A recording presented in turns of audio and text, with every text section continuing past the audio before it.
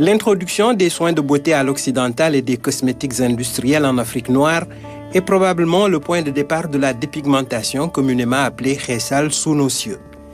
L'étymologie renvoie à rendre clair en wolof parce que le phénomène a d'abord pris racine dans les cités urbaines dominées par ce groupe ethnique qui trouva à la pratique une appellation. La linguistique enseigne qu'on n'invente pas un nom pour ce qui n'existe pas.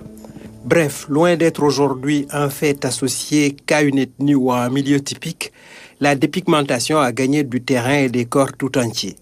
Partout. Ce ne sont plus que des visages qui sont décolorés, ni seulement des cous ou des épaules, les parties visibles. On y va de la tête aux pieds.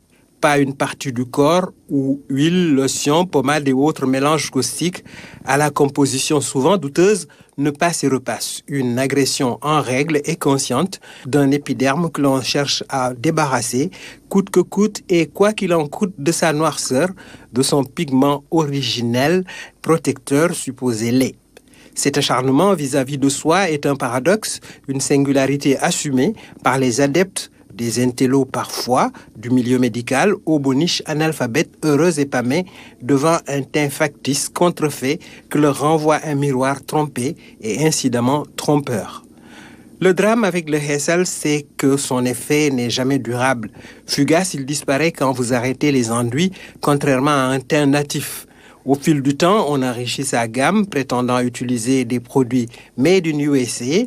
Quelle naïveté! Il n'existe pas de produits éclaircissants inoffensifs. S'ils ne détruisent pas votre peau irrémédiablement et immédiatement, certains éléments chimiques passent allègrement dans le sang et s'attaquent à des organes vitaux. Les risques au plan sanitaire sont connus, mais on se dit ça n'arrive qu'aux autres en rivalisant d'ingéniosité, de témérité ou de folie. On en est même arrivé à s'injecter par voie intraveineuse du glutathion. Décidément, il n'existe apparemment aucune limite à cette envie de s'enlever cette dérangeante couleur de paraître plutôt que d'être fièrement. Des hommes sont devenus des inconditionnels, payant le prix fort à leur campagne et utilisant les produits eux aussi. Les faux cils et ongles, les lentilles de contact qui donnent des yeux verts émeraude envoûtants, ou bleu azur caucasien, les fausses hanches et leurs pourtours plantureux, calipige, les poitrines gonflées au silicone, les cheveux et perruques blondes.